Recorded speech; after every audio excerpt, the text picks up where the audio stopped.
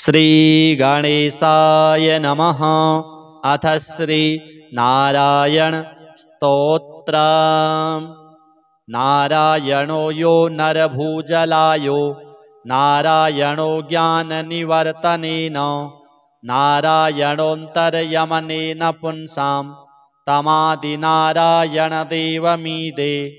पुराणवर्णः पुरुषोत्तमस्य पुराणमन्त्रः पुरुषः पुराणः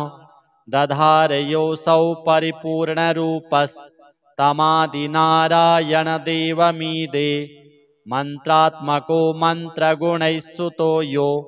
यः सर्वमन्त्रान् प्रददौ मुनिभ्यः मन्त्राधिदेवोऽखिलमन्त्रगम्य तस्मादिनारायणदेवमीडे निःश्वासभूतान्निगमालिरस्य प्रश्वासरूपागमपङ्क्तिरिद्धा समस्तशास्त्राणि च यस्य वाचस्तमादिनारायणदेवमीडे यस्याष्टवर्णं मनुराजमेकं समाश्रितः संसृतिपारमेति विधिर्विधानं न ह्यत्र किञ्चित् तमादिनारायणदेवमीडे यो वासुदेवः खलु वामदेवो यो देवदेवः प्रथमं ततोऽभूत् पार्श्वद्वयादस्य च वक्षसश्च तमादिनारायणदेवमीडे शेषाय देवाय विशेषभर्त्रे अशेषमन्त्रान् प्रददौ सशेषान् निःशेषतः क्लेशनिवृत्तयेऽसौ तमादिनारायणदेवमीडे गुरुर्गुरूणां ऋषभो ऋषीणां यो देवदेवः खलु देवतानां यश्चेश्वराणां परमेश्वरौऽसौ तमादिनारायणदेवमीडे इति नारायणस्तोत्रं भणितं त्रिपुरारिणा पठनात् श्रवणात् सद्यो हृद्यां शुद्धिं प्रयच्छति। नारायणो यो नरभूजलायो नारायणो ज्ञाननिवर्तनेन नारायणोऽन्तर्यमनेन पुंसां तमादिनारायणदेवमीडे पुराणवर्णः पुरुषोत्तमस्य पुराणमन्त्रः पुरुषः पुराणः दधारयोऽसौ परिपूर्णरूपस्तमादिनारायणदेवमीडे मन्त्रात्मको मन्त्रगुणैः स्तुतो यो यः सर्वमन्त्रान् प्रददौ मुनिभ्यः मन्त्राधिदेवोऽखिलमन्त्रगम्य तस्मादिनारायणदेवमीडे निःश्वासभूतान्निगमालिरस्य प्रश्वासरूपागमपङ्क्तिरिद्धा समस्तशास्त्राणि च यस्य वाचस्तमादिनारायणदेवमीडे यस्याष्टवर्णं मनुराजमेकं समाश्रितः संसृतिपारमेति विधिर्विधानं न ह्यत्र किञ्चित् तमादिनारायणदेवमीडे यो वासुदेवः खलु वामदेवो यो देवदेवः प्रथमं ततोऽभूत् पार्श्वद्वयादस्य च वक्षसश्च तमादिनारायणदेवमीडे शेषाय देवाय विशेषभर्त्रे अशेषमन्त्रान् प्रददौ सशेषान् निःशेषतः क्लेशनिवृत्तयेऽसौ तमादिनारायणदेवमीडे गुरुर्गुरूणां ऋषभो ऋषीणां यो देवदेवः खलु देवतानां यश्चेश्वराणां परमेश्वरौऽसौ तमादिनारायणदेवमीडे इति नारायणस्तोत्रं भणितं त्रिपुरारिणा पठनात् श्रवणात् सद्यो हृद्यां शुद्धिं प्रयच्छति। नारायणो यो नरभूजलायो नारायणो ज्ञाननिवर्तनेन नारायणोऽन्तर्यमनेन पुंसां तमादिनारायणदेवमीडे पुराणवर्णः पुरुषोत्तमस्य पुराणमन्त्रः पुरुषः पुराणः दधारयोऽसौ परिपूर्णरूपस्तमादिनारायणदेवमीडे तमादिनारायणदेवमीडे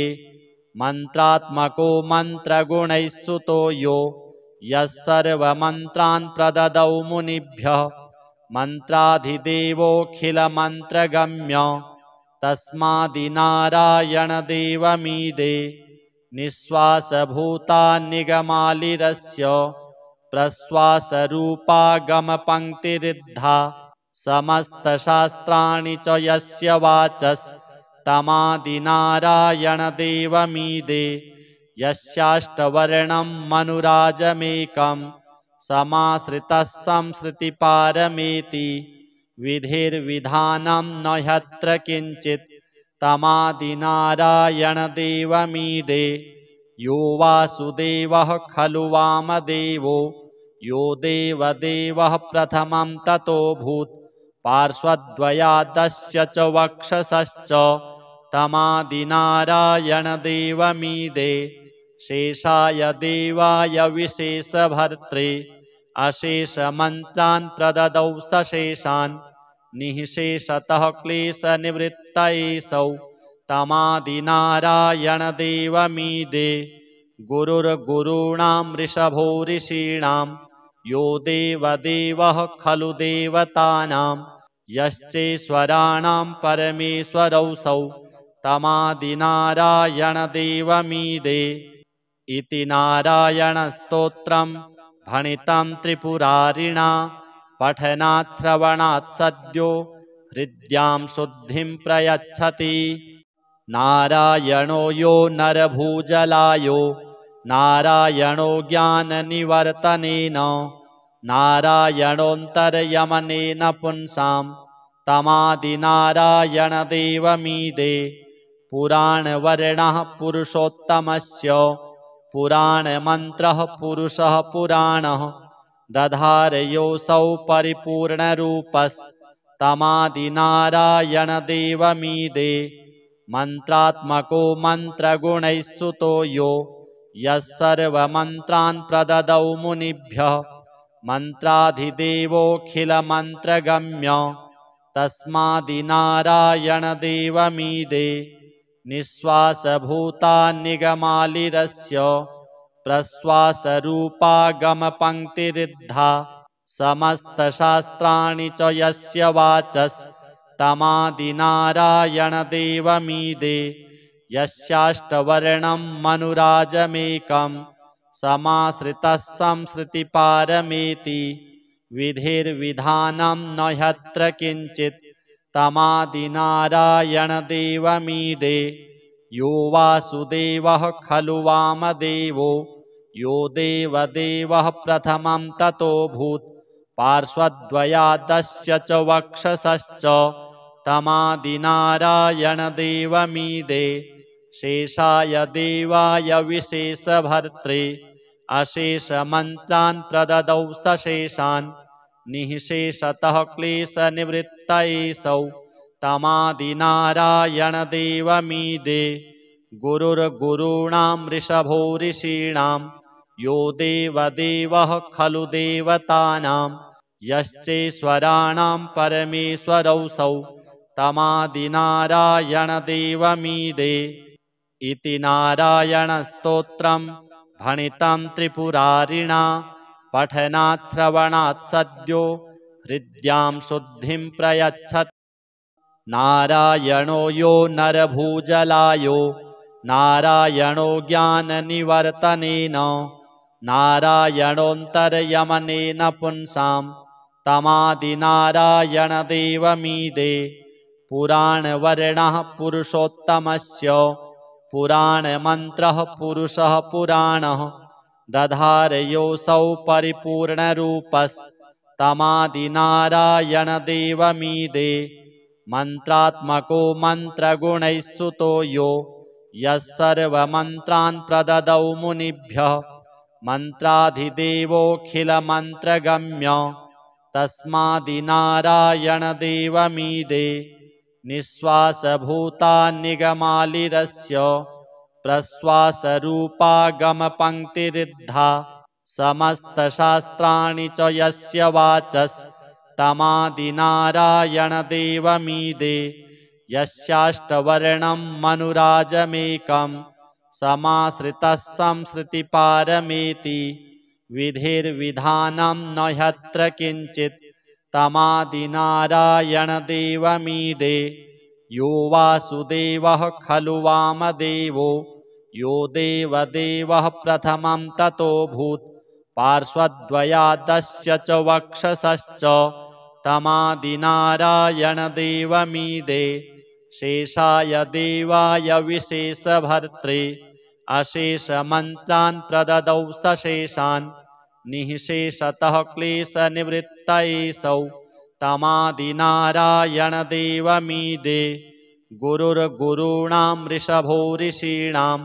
यो देवदेवः खलु देवतानां यश्चेश्वराणां परमेश्वरौऽसौ तमादिनारायणदेवमीडे इति नारायणस्तोत्रं भणितं त्रिपुरारिणा पठनात् श्रवणात् सद्यो हृद्यां शुद्धिं प्रयच्छति। नारायणो यो नरभूजलायो नारायणो ज्ञाननिवर्तनेन नारायणोऽन्तर्यमनेन पुंसां तमादिनारायणदेवमीडे पुराणवर्णः पुरुषोत्तमस्य पुराणमन्त्रः पुरुषः पुराणः दधारयोऽसौ परिपूर्णरूपस्तमादिनारायणदेवमीडे मन्त्रात्मको मन्त्रगुणैः सुतो यो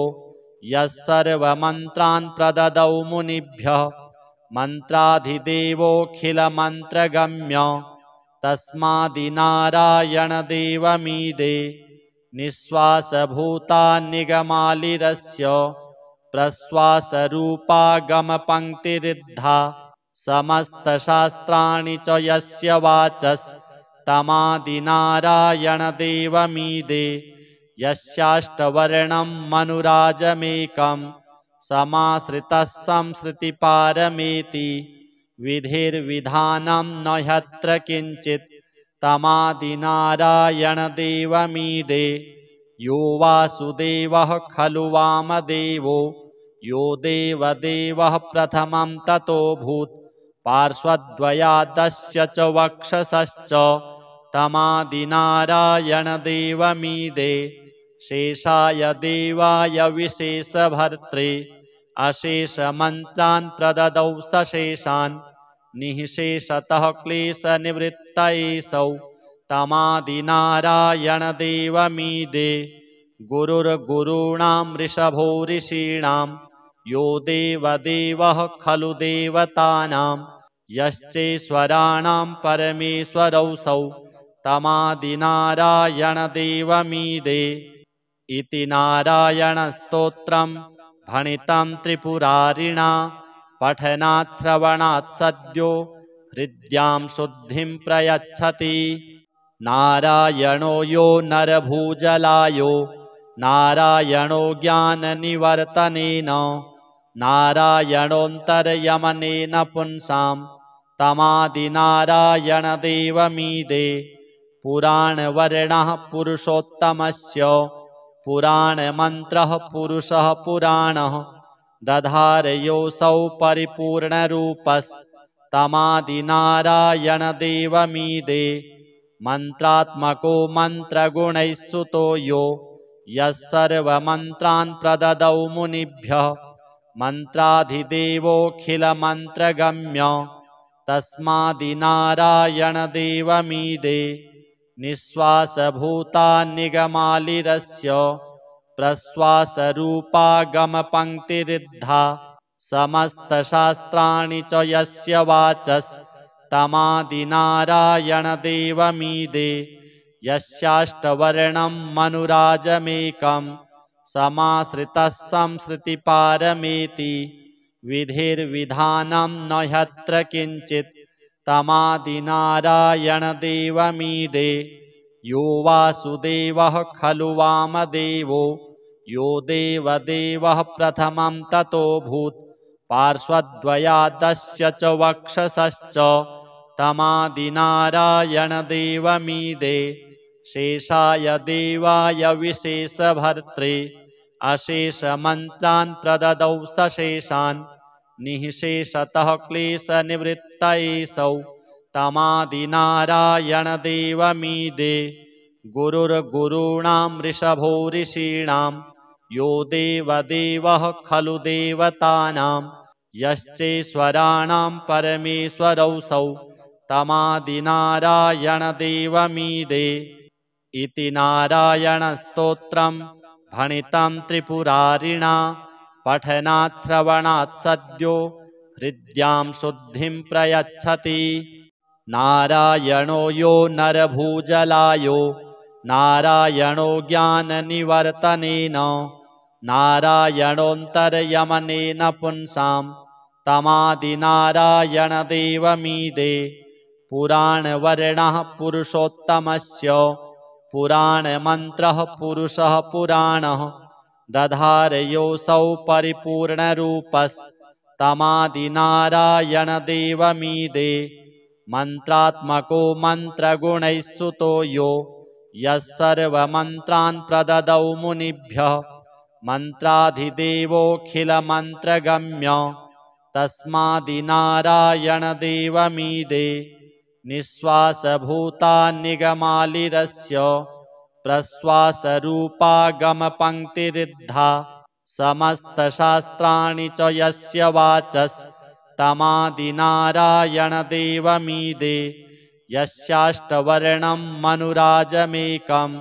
समाश्रितः संसृतिपारमेति विधिर्विधानं न ह्यत्र किञ्चित् तमादिनारायणदेवमीडे यो वासुदेवः खलु वामदेवो यो देवदेवः प्रथमं ततोऽभूत् पार्श्वद्वयादस्य च वक्षसश्च तमादिनारायणदेवमीडे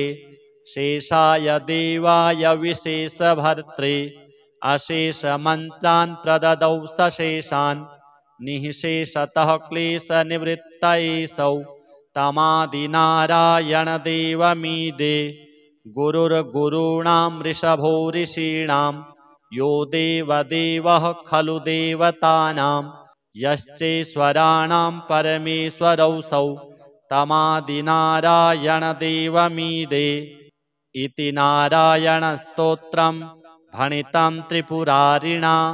पठनात् श्रवणात् सद्यो हृद्यां शुद्धिं प्रयच्छति।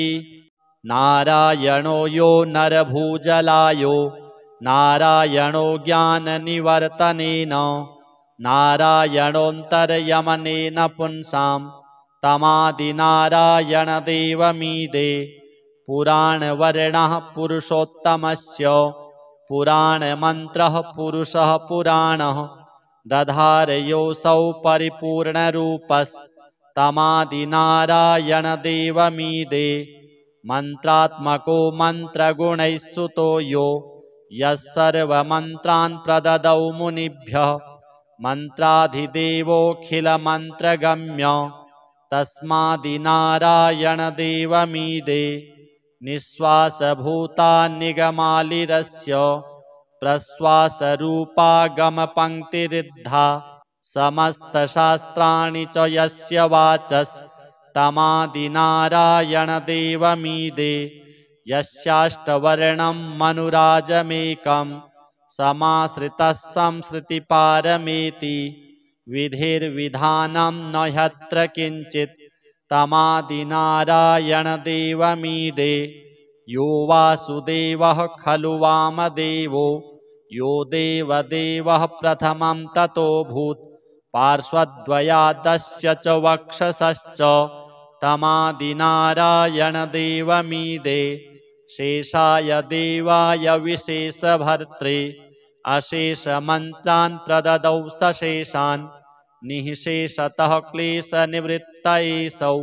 तमादिनारायणदेवमीडे गुरुर्गुरूणां वृषभो ऋषीणां यो देवदेवः खलु देवतानां यश्चेश्वराणां परमेश्वरौऽसौ तमादिनारायणदेवमीडे इति नारायणस्तोत्रम् भणितं त्रिपुरारिणा पठनात् श्रवणात् सद्यो हृद्यां शुद्धिं प्रयच्छति। नारायणो यो नरभूजलायो नारायणो ज्ञाननिवर्तनेन नारायणोऽन्तर्यमनेन पुंसां तमादिनारायणदेवमीडे। पुराणवर्णः पुरुषोत्तमस्य पुराणमन्त्रः पुरुषः पुराणः दधारयोऽसौ परिपूर्णरूपस्तमादिनारायणदेवमीडे। मन्त्रात्मको मन्त्रगुणैः सुतो यो यः सर्वमन्त्रान् प्रददौ मुनिभ्यः मन्त्राधिदेवोऽखिलमन्त्रगम्य तस्मादिनारायणदेवमीडे। निःश्वासभूतान्निगमालिरस्य प्रश्वासरूपागमपङ्क्तिरिद्धा समस्तशास्त्राणि च यस्य वाचस्तमादिनारायणदेवमीडे। यस्याष्टवर्णं मनुराजमेकं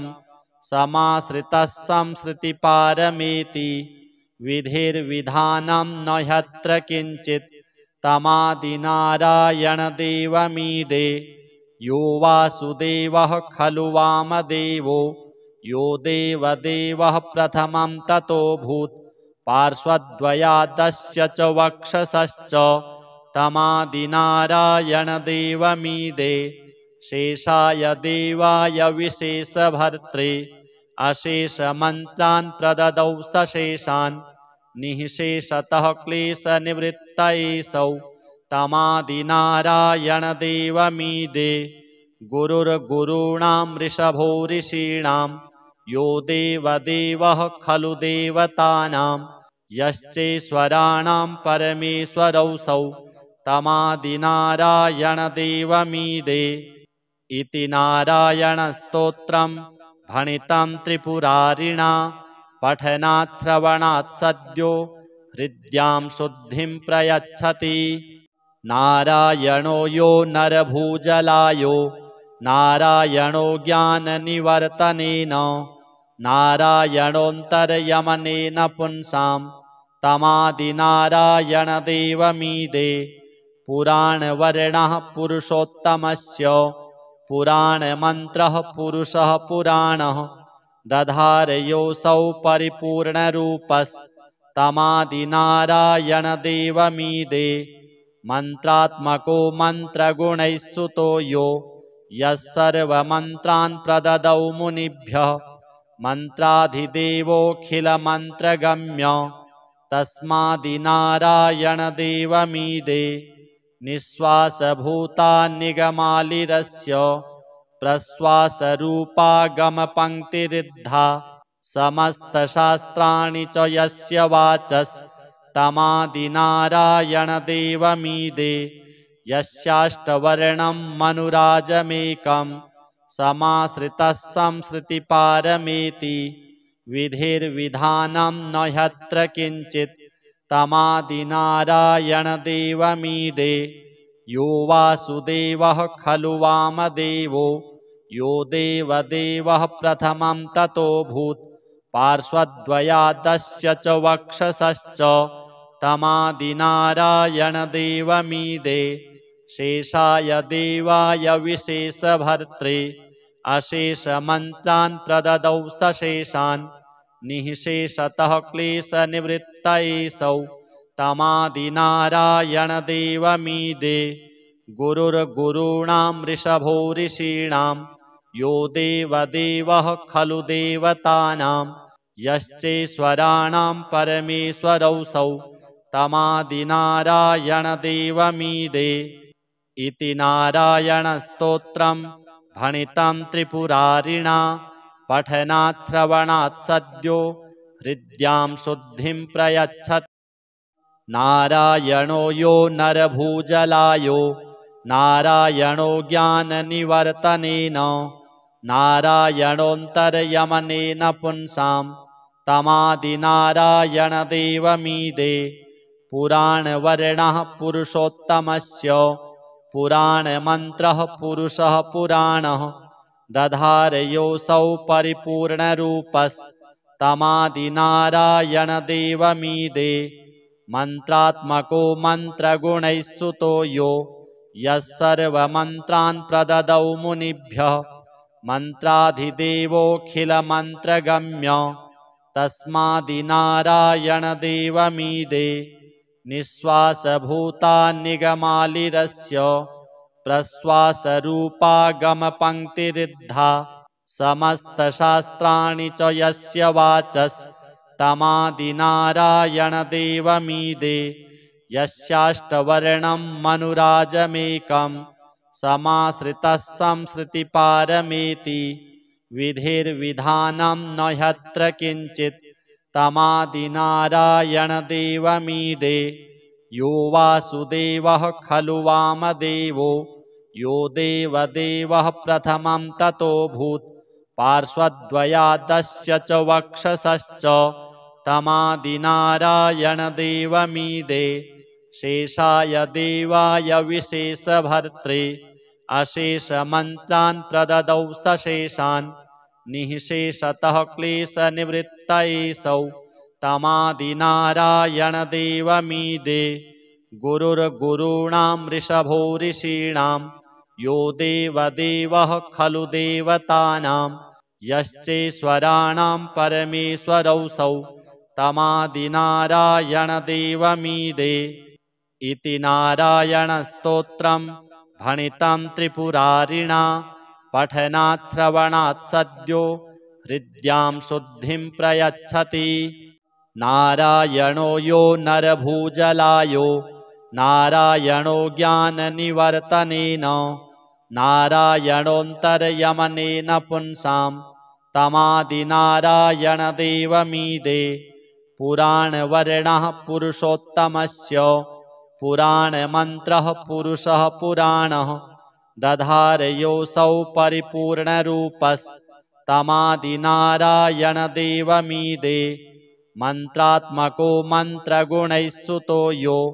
यः सर्वमन्त्रान् प्रददौ मुनिभ्यः मन्त्राधिदेवोऽखिलमन्त्रगम्य तस्मादिनारायणदेवमीडे निःश्वासभूतान्निगमालिरस्य प्रश्वासरूपागमपङ्क्तिरिद्धा समस्तशास्त्राणि च यस्य वाचस्तमादिनारायणदेवमीडे यस्याष्टवर्णं मनुराजमेकं समाश्रितः संसृतिपारमेति विधिर्विधानं न ह्यत्र किञ्चित् तमादिनारायणदेवमीडे यो वासुदेवः खलु वामदेवो यो देवदेवः प्रथमं ततोऽभूत् पार्श्वद्वयादस्य च वक्षसश्च तमादिनारायणदेवमीडे शेषाय देवाय विशेषभर्त्रे अशेषमन्त्रान् प्रददौ सशेषान् निःशेषतः क्लेशनिवृत्तयेषौ तमादिनारायणदेवमीडे गुरुर्गुरूणां ऋषभो ऋषीणां यो देवदेवः खलु देवतानां यश्चेश्वराणां परमेश्वरौऽसौ तमादिनारायणदेवमीडे इति नारायणस्तोत्रं भणितं त्रिपुरारिणा पठनात् श्रवणात् सद्यो हृद्यां शुद्धिं प्रयच्छति। नारायणो यो नरभूजलायो नारायणो ज्ञाननिवर्तनेन नारायणोऽन्तर्यमनेन पुंसां तमादिनारायणदेवमीडे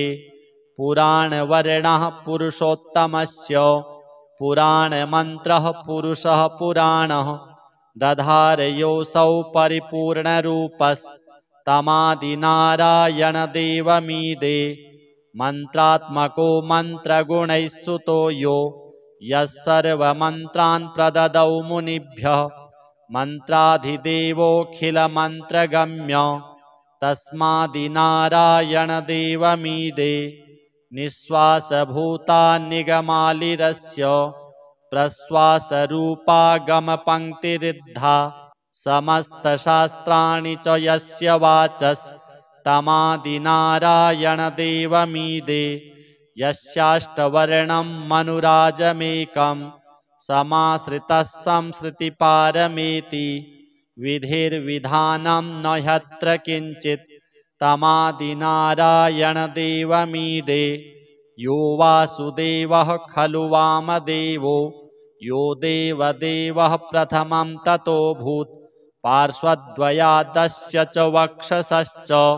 तमादिनारायणदेवमीडे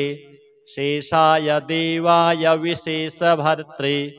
अशेषमन्त्रान् प्रददौ सशेषान् निःशेषतः क्लेशनिवृत्तयेषौ तमादिनारायणदेवमीडे गुरुर्गुरूणां ऋषभो ऋषीणां यो देवदेवः खलु देवतानां यश्चेश्वराणां परमेश्वरौऽसौ तमादिनारायणदेवमीडे इति नारायणस्तोत्रं भणितं त्रिपुरारिणा पठनात् श्रवणात् सद्यो हृद्यां शुद्धिं प्रयच्छति। नारायणो यो नरभूजलायो नारायणो ज्ञाननिवर्तनेन नारायणोऽन्तर्यमनेन पुंसां तमादिनारायणदेवमीडे पुराणवर्णः पुरुषोत्तमस्य पुराणमन्त्रः पुरुषः पुराणः दधारयोऽसौ परिपूर्णरूपस्तमादिनारायणदेवमीडे मन्त्रात्मको मन्त्रगुणैः सुतो यो यः सर्वमन्त्रान् प्रददौ मुनिभ्यः मन्त्राधिदेवोऽखिलमन्त्रगम्य तस्मादिनारायणदेवमीडे निःश्वासभूतान्निगमालिरस्य प्रश्वासरूपागमपङ्क्तिरिद्धा समस्तशास्त्राणि च यस्य वाचस्तमादिनारायणदेवमीडे यस्याष्टवर्णं मनुराजमेकं समाश्रितः संसृतिपारमेति विधिर्विधानं न ह्यत्र किञ्चित् तमादिनारायणदेवमीडे यो वासुदेवः खलु वामदेवो यो देवदेवः प्रथमं ततोऽभूत् पार्श्वद्वयादस्य च वक्षसश्च तमादिनारायणदेवमीडे शेषाय देवाय विशेषभर्त्रे अशेषमन्त्रान् प्रददौ सशेषान् निःशेषतः क्लेशनिवृत्तयेषौ तमादिनारायणदेवमीडे गुरुर्गुरूणां ऋषभो ऋषीणां यो देवदेवः खलु देवतानां यश्चेश्वराणां परमेश्वरौऽसौ तमादिनारायणदेवमीडे इति नारायणस्तोत्रं भणितं त्रिपुरारिणा पठनात् श्रवणात् सद्यो हृद्यां शुद्धिं प्रयच्छति। नारायणो यो नरभूजलायो नारायणो ज्ञाननिवर्तनेन नारायणोऽन्तर्यमनेन पुंसां तमादिनारायणदेवमीडे पुराणवर्णः पुरुषोत्तमस्य पुराणमन्त्रः पुरुषः पुराणः दधारयोऽसौ परिपूर्णरूपस्तमादिनारायणदेवमीडे मन्त्रात्मको मन्त्रगुणैः सुतो यो यः सर्वमन्त्रान् प्रददौ मुनिभ्यः मन्त्राधिदेवोऽखिलमन्त्रगम्य तस्मादिनारायणदेवमीडे निःश्वासभूतान्निगमालिरस्य प्रश्वासरूपागमपङ्क्तिरिद्धा समस्तशास्त्राणि च यस्य वाचस्तमादिनारायणदेवमीडे यस्याष्टवर्णं मनुराजमेकं समाश्रितः संसृतिपारमेति विधिर्विधानं न ह्यत्र किञ्चित् तमादिनारायणदेवमीडे यो वासुदेवः खलु वामदेवो यो देवदेवः प्रथमं ततोऽभूत् पार्श्वद्वयादस्य च वक्षसश्च तमादिनारायणदेवमीडे शेषाय देवाय विशेषभर्त्रे अशेषमन्त्रान् प्रददौ सशेषान् निःशेषतः क्लेशनिवृत्तयेषौ तमादिनारायणदेवमीडे गुरुर्गुरूणां वृषभो ऋषीणां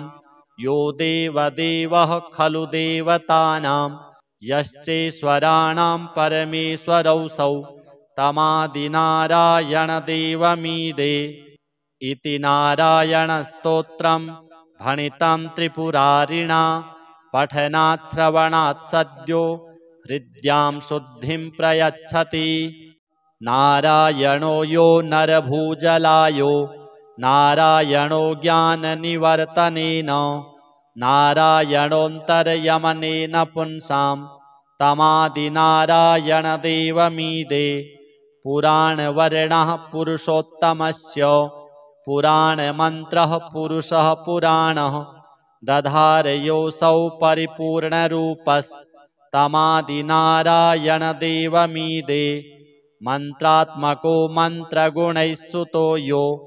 यः सर्वमन्त्रान् प्रददौ मुनिभ्यः मन्त्राधिदेवोऽखिलमन्त्रगम्य तस्मादिनारायणदेवमीडे निःश्वासभूतान्निगमालिरस्य प्रश्वासरूपागमपङ्क्तिरिद्धा समस्तशास्त्राणि च यस्य वाचस्तमादिनारायणदेवमीडे यस्याष्टवर्णं मनुराजमेकं समाश्रितः संसृतिपारमेति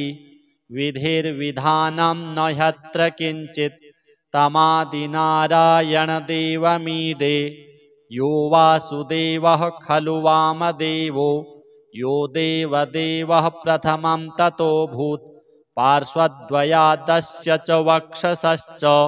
तमादिनारायणदेवमीडे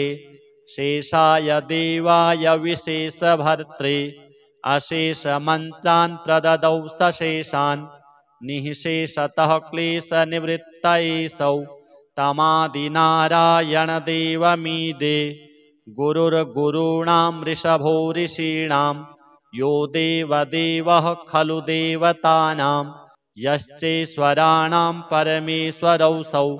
तमादिनारायणदेवमीडे इति नारायणस्तोत्रं भणितं त्रिपुरारिणा पठनात् श्रवणात् सद्यो हृद्यां शुद्धिं प्रयच्छति। नारायणो यो नरभूजलायो नारायणो ज्ञाननिवर्तनेन नारायणोऽन्तर्यमनेन पुंसां तमादिनारायणदेवमीडे पुराणवर्णः पुरुषोत्तमस्य पुराणमन्त्रः पुरुषः पुराणः दधारयोऽसौ परिपूर्णरूपस्तमादिनारायणदेवमीडे मन्त्रात्मको मन्त्रगुणैः सुतो यो यः सर्वमन्त्रान् प्रददौ मुनिभ्यः मन्त्राधिदेवोऽखिलमन्त्रगम्य तस्मादिनारायणदेवमीडे निःश्वासभूतान्निगमालिरस्य प्रश्वासरूपागमपङ्क्तिरिद्धा समस्तशास्त्राणि च यस्य वाचस्तमादिनारायणदेवमीडे यस्याष्टवर्णं मनुराजमेकं समाश्रितः संसृतिपारमेति विधिर्विधानं न ह्यत्र किञ्चित् तमादिनारायणदेवमीडे यो वासुदेवः खलु वामदेवो यो देवदेवः प्रथमं ततोऽभूत् पार्श्वद्वयादस्य च वक्षसश्च तमादिनारायणदेवमीडे शेषाय देवाय विशेषभर्त्रे अशेषमन्त्रान् प्रददौ सशेषान् निःशेषतः क्लेशनिवृत्तयेषौ तमादिनारायणदेवमीडे गुरुर्गुरूणां वृषभो ऋषीणां यो देवदेवः खलु देवतानां यश्चेश्वराणां परमेश्वरौऽसौ तमादिनारायणदेवमीडे इति नारायणस्तोत्रं भणितं त्रिपुरारिणा पठनात् श्रवणात् सद्यो हृद्यां शुद्धिं प्रयच्छति। नारायणो यो नरभूजलायो नारायणो ज्ञाननिवर्तनेन नारायणोऽन्तर्यमनेन पुंसां तमादिनारायणदेवमीडे पुराणवर्णः पुरुषोत्तमस्य पुराणमन्त्रः पुरुषः पुराणः दधारयोऽसौ परिपूर्णरूपस्तमादिनारायणदेवमीडे मन्त्रात्मको मन्त्रगुणैः सुतो यो यः सर्वमन्त्रान् प्रददौ मुनिभ्यः मन्त्राधिदेवोऽखिलमन्त्रगम्य तस्मादिनारायणदेवमीडे निःश्वासभूतान्निगमालिरस्य प्रश्वासरूपागमपङ्क्तिरिद्धा समस्तशास्त्राणि च यस्य वाचस्तमादिनारायणदेवमीडे यस्याष्टवर्णं मनुराजमेकं समाश्रितः संसृतिपारमेति विधिर्विधानं न ह्यत्र किञ्चित् तमादिनारायणदेवमीडे यो वासुदेवः खलु वामदेवो यो देवदेवः प्रथमं ततोऽभूत् पार्श्वद्वयादस्य च वक्षसश्च तमादिनारायणदेवमीडे शेषाय देवाय विशेषभर्त्रे अशेषमन्त्रान् प्रददौ सशेषान् निःशेषतः क्लेशनिवृत्तयेऽसौ तमादिनारायणदेवमीडे गुरुर्गुरूणां ऋषभो ऋषीणां यो देवदेवः खलु देवतानां यश्चेश्वराणां परमेश्वरौऽसौ तमादिनारायणदेवमीडे इति नारायणस्तोत्रं भणितं त्रिपुरारिणा पठनात् श्रवणात् सद्यो हृद्यां शुद्धिं प्रयच्छति। नारायणो यो नरभूजलायो नारायणो ज्ञाननिवर्तनेन नारायणोऽन्तर्यमनेन पुंसां तमादिनारायणदेवमीडे पुराणवर्णः पुरुषोत्तमस्य पुराणमन्त्रः पुरुषः पुराणः दधारयोऽसौ परिपूर्णरूपस्तमादिनारायणदेवमीडे मन्त्रात्मको मन्त्रगुणैः सुतो यो यः सर्वमन्त्रान् प्रददौ मुनिभ्यः मन्त्राधिदेवोऽखिलमन्त्रगम्य तस्मादिनारायणदेवमीडे निःश्वासभूतान्निगमालिरस्य प्रश्वासरूपागमपङ्क्तिरिद्धा समस्तशास्त्राणि च यस्य वाचस्तमादिनारायणदेवमीडे यस्याष्टवर्णं मनुराजमेकं समाश्रितः संसृतिपारमेति विधिर्विधानं न ह्यत्र किञ्चित् तमादिनारायणदेवमीडे यो वासुदेवः खलु वामदेवो